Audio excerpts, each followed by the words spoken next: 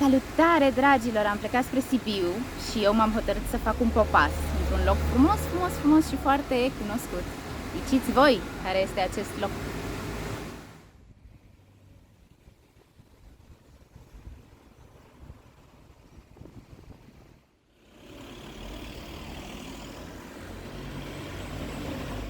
Ați ghicit?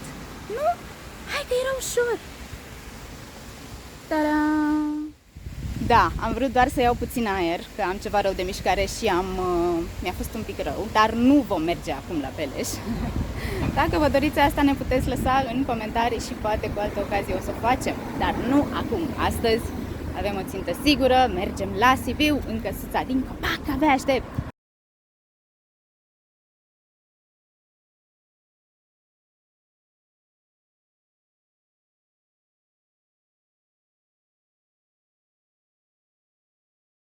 Bubi, am ajuns! Vreau căsuța din pădure să fie o surpriză, îți voi pune mâna la ochi, așteaptă un pic, te întorc și 1, 2, 3 și... Ce loc drăguț! Ia zi, îți place? Normal că îmi place! Și hamac? Hai sus, hai sus! Sus, da, hai sus! Asta e căsuța mult visată din copilărie. Doamne, de când îmi doresc să stau într-o căsuță în copac. Vai, ce faină e și terasa. Da, și ți-am luat și elicopter. Mulțumesc. Ciobăr, da. Cam cald acum. Ia uite. Mamă, cât de tare e aici. Super. Cât de frumos e. Normal că îmi place. Vai de mine, ce cameră faină. Suntem în copaci. Frumos. E frumos de tot. Să avem proaspăt. Cum e? E, după atâta drum, merită. Merită. Și uite, asta e de fapt o cameră, aici pot fi cazate, cred că 3 sau 4 persoane. Da, și asta mi-a spus doamna că este... E extensibilă, ok. Avem frigider, avem net, avem șemineu. Șemineu, chiar, uite, dacă am venit iarna.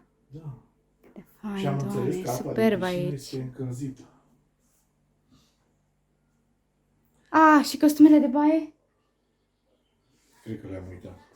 Am uitat costumele de baie. Nu nimic, facem noaptea. Și acolo, cred, nu știu sigur, nu vreau să spun dudă, dar cred că trece un râu, pentru că am auzit o pizza. Da, posibil. Există râu la Vrig, da. Da, aici suntem în zona Vrig, așa, e frumos de tot. O să fie greu să plecăm de aici. Păi nu mai plecăm. Și băița? Ce simpatică e și baia. Da, micuță, dar cu personalitate. Superbă. Chiar și din baie vedem copacii. Ei, am reușit să ne orientăm și noi ceva mai bine. Se pare că suntem cazați la 30 de kilometri de Sibiu, ceea ce este foarte bine, pentru că Valea Avrigului, unde suntem acum, e o zonă foarte frumoasă. Uitați cât de frumos e în spatele nostru. Asta este Valea Avrig și, într-adevăr, este și râul Avrig în apropiere, însă totuși cred că este puțin probabil să-l fi auzit de la cazarea noastră din căsuța din copac, nu e chiar așa de aproape. Se văd și munții. Da, și norii aia sunt superbi, sunt peisaje de vis. Noi ne-am oprit să facem câțiva pași și ne continuăm drumul spre Sibiu. Piața Mare, primul loc important din Sibiu. Nu știu dacă e neapărat în ordinea importanței, dar oricine a trecut măcar o dată prin Sibiu, puțin probabil să nu știe acest loc.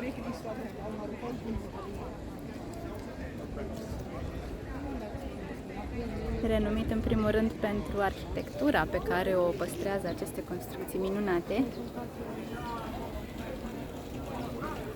dar și pentru că aici în Piața Mare au loc tot felul de evenimente culturale, așa cum este acum pregătit festivalul de teatru. Și tot aici în Piața Mare, iarna Sunt foarte multe tărăbuțe, are loc târgul de Crăciun și sunt o fel de tarabe frumos luminate. E un peisaj de vis iarna aici, parcă desprins din povești.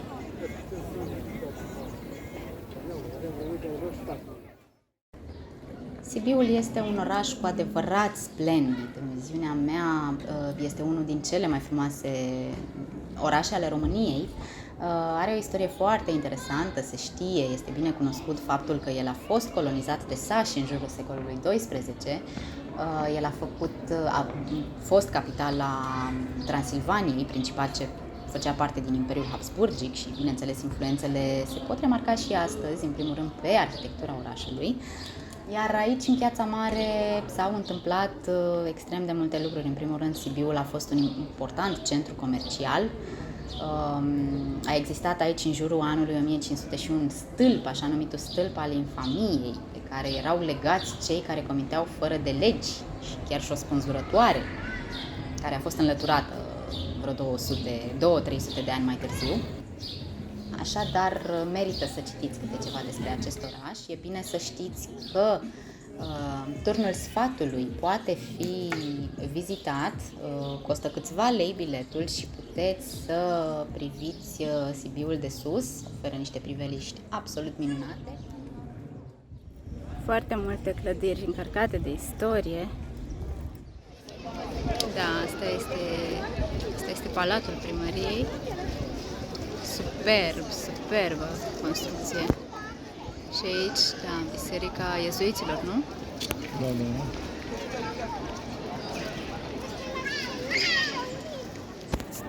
Chiar lângă Palatul Brukenthal, construit în stil baroc, târziu, și Casa Albastră, un alt obiectiv foarte cunoscut în Sibiu. Palatul Brukenthal a aparținut unui baron sas. Ți-ar plăcea să lucrezi aici? Să lucrez? Mi-ar plăcea să locuiesc. Ah, și mai bine. Și știi unde? Da, acolo sus, unde e geamul deschis. Stai un pic, domnul Samuel.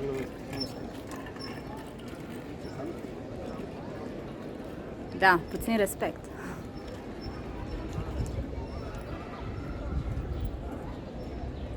Vă știți, nu? Ia uite ce poartă.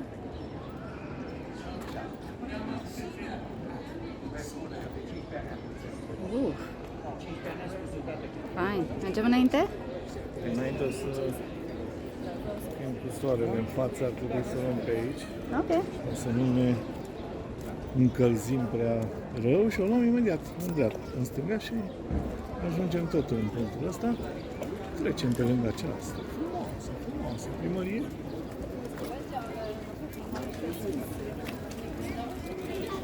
Da, toate astea sunt clădiri istorice și s-au făcut în secolele 18-19 serioase lucrări de restaurare, dar îmi place că sunt foarte, foarte bine întreținute.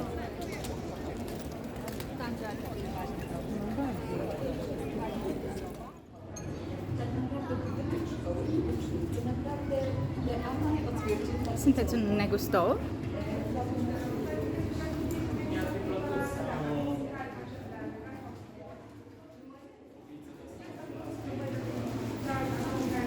Piața mică.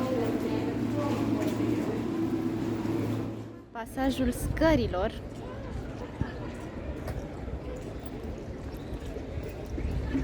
Și vom trece pe sub punctul de atracție turistică, Podul Minciunilor.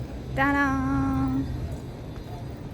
Acest pod al Minciunilor, care inițial a fost din lemn și apoi a fost construit, este primul pod din România din fontă. Nu-mi spune, te rog, când a fost podul de lemn, că cineva, conform legendei, a mințit. Nu știu dacă cineva a mințit. Știam că era de fapt o confuzie de termeni, pentru că denumirea în limba germană, s-a numit de fapt podul culcat, pentru că nu are piloni. Asta îl face mai special, că nu are acei piloni. Și cuvântul din germană, culcat, seamănă cu cuvântul minciună. Nu le pot pronunța în germană, mi-aș dori, dar... Practic, denumirea asta s-a născut de aici, dar legendele care au tot urmat, da, se spunea că dacă spui o minciună când te afli pe podul ăsta, se va prăbuși podul. Da, eu te-am întrebat. Da, mai Este doar o știai tu legendă. Da, și mai știai tu o legendă, sau nu știu, ai inventat-o, cu fetele, cu tinerii, cuplurile tinere care se plimbau pe aici. Exact, și care se sărutau pe acest pod, rămâneau veșnic împreună. Până la adânci bătrâneți, așa cum spune și povestea. Nu, eu știam altfel. Că dacă spuneau că sunt virgine și în noaptea anunții se dovedea că au mințit, urma să fie aruncate de pe acest pod. Am mințit. Ai mințit, aoleu, podul! E în picioare? E în picioare. E bine. Iată de ce se numește pasajul scărilor. Ce casă frumoasă, galben și albastru. Super. Și acum să urcăm pe pod, nu? Dar știi ce le-a lipsit tot timpul acestor oameni din zona asta minunată? Ce? Chiar niciunul dintre ei nu s-a gândit La un lift. niciunul. Da, uite, ești primul.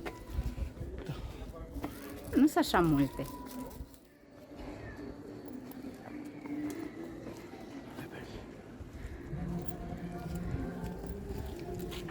Suntem pe podul Mincenilor. Da. Acum te întreb. Întreabă. Mă iubești? Sigur că te iubesc. Suntem în viață. Da, eu știam, fac o confuzie, pe podul ăsta nu erau foarte multe lăcățele prinse de drăgostiții care jurau iubire Nu, mai este eternă? un pod. A, e vorba de alt pod. Da. Știam că și aici sunt.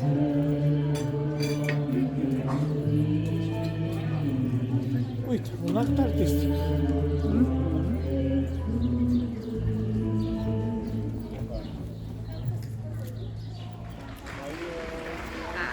Cred că am ajuns la final. Cam târziu, dar nu-i nimic, o să ne continuăm plimbarea. Da, așa frumos. Uitați cât de frumos. Înainte nu era gardul acesta aici, puteai să vezi peste acest gard. Da, nu era Vedeai terasa asta, nu-i așa? Da, vedeai orașul. Da, am putea să bem o cafea aici și să admirăm locul.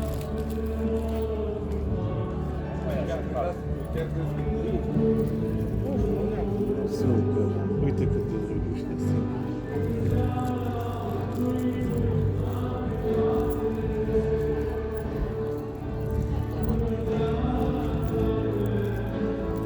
Și aș vrea să fac o mică, cum să spun, aș vrea să vorbesc un pic de acum la Șanda. Când urci de la Brașov în susul țării, către unde se pune harta în cui, observăm că și persoanele de vârsta a treia, așa este expresia, sunt pline de viață. Și sociabile, Uitați nu? cum sunt și beau câte o cafeluță, vorbesc, vin în grupuri și se simt ca la 20 de ani conform cântecului. Da. Mă impresionează când văd oamenii mai în etate, activi și bucurându-se de viață. Rare ori vedem într-adevăr în România lucrul ăsta, din păcate. Mi-aș dori să o facă mai des, să se poată bucura de viață mai mult, chiar și așa cu greutăți.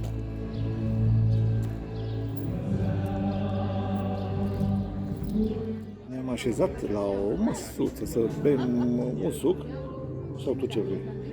Eu o să beau un espresso, pentru că avem drum lung până la Căsică. Suntem la 30 de kilometri de Sibiu cazați, la căsuța din Copac, după cum știți. Și ne-am așezat la restaurantul Atrium, care este exact, dar exact lângă podul Minciunilor. Să nu mă mint. Niciodată. Și s-a terminat cu happy end. Da. Suntem O să vă obosiți. arătăm și vouă cum arată teresul.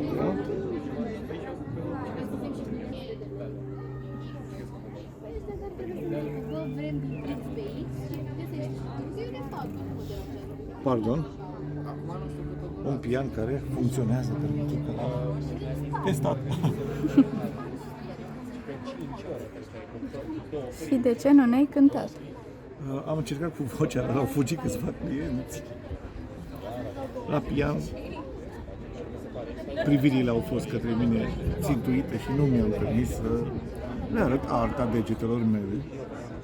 Te-ai rușinat. Nu s-au rușinat ei, eu nu m-am rușinat. N-au rezistat, Ana. Ei nu înțeleg arta și cultura. Deci așteptăm să plece ei și îmi cânti doar mie, sau? Da. A picat pod, e la pământ.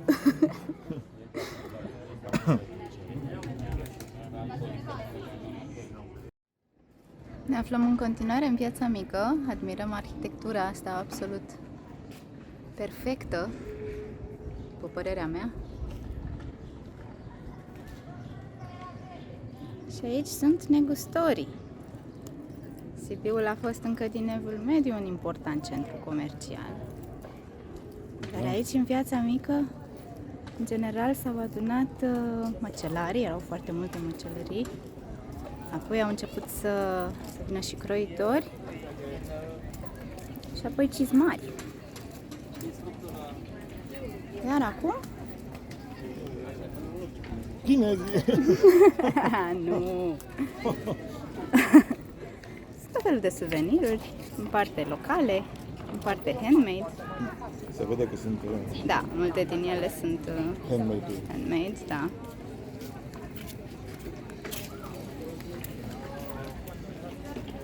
Și turnul. Aici era, cred că, piața de desfacere de alimente. Pe vremuri, Da, nu? da, da, da. Da. Că e, de fapt, chiar cred că e orașul meu preferat ăsta. Nu știu, nu prea mă pot hotărî între Timișoara, Cluj, Sibiu. Un oraș super. Da, e minunat. Și vara și iarna. Piața mică. Mică. Mică, mică. Și hai să-ți arăt aici. Căsuțe frumoase din lemn.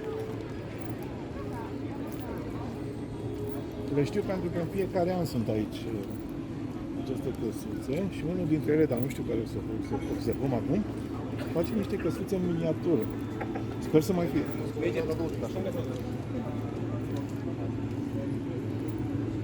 Uite. Fascinant. Avem voie să filmăm oare? Da. Doamne, cât de frumoase sunt. Da. Povești din lut, super fain. Și acolo.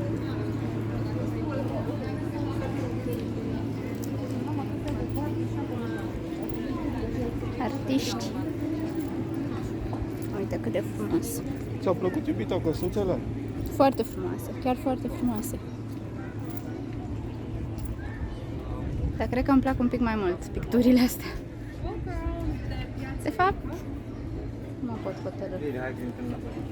Ce să mai? Artă. E frumos. Frumos peste tot. Îmi place.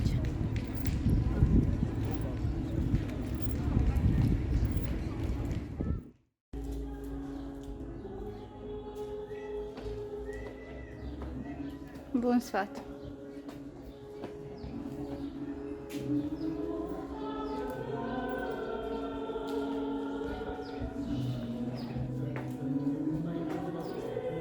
Ce frumos e aici.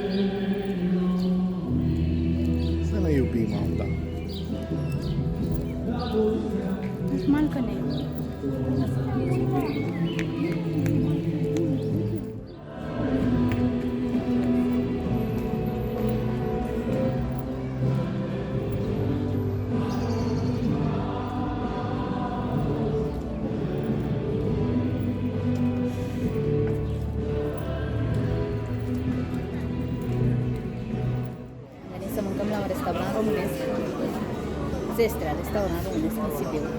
din Piața Mare, da, Și vor să mâncăm taci și înghite. sau traduce într-un limbaj non-verbal și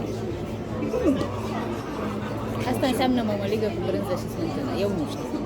și aici avem, uitați, Ceva și mai interesant. ceva și interesant. Vă rog, îndepărtați copiii din fața. Bineînțeles, avem și în acest meniu, avem și farfuria sausului și farfuria românului. Diferența este că unul dintre ei mănâncă fasole, celălalt mănâncă varză prăjită. Și multe alte chestii. Și la desert erau niște feluri. Ia să vedem. Poți să iau meniul ăsta? Da, te Da, rog. da, mulțumim. Ia uite. Ia uite și pe Ana Lugăjană, Plătite bețive. clătite scurfosite. Eu cred că trebuie să stăm să le încercăm pe toate. Ca să nu facem diferențe. Mie mi-e frică. Tac și înghiță. Macaroane ca la bună și Tochitură de porc. ca la bună. La bun. We are infinite energy Festivalul de teatru se aude pe fundal. and we are everywhere. Vă urăm poftă bună! Mulțumesc. Nu știm ce să vă zicem despre restaurantul românesc. Pastele a la buna N-au fost bună. nu au fost buna deloc. Tochitura a fost cum tochitură, dar foarte sărată. Da, bună. Totuși. Mai bună ca Buna. Maca bună. Maca bună avea brânză acră. Bine, nu acră stricată, acră, brânză acră. Există brânză acră? Oricum, mergem să mâncăm acasă. glumesc. Să aveți o seară minunată. Vă pupăm. Pe mâine.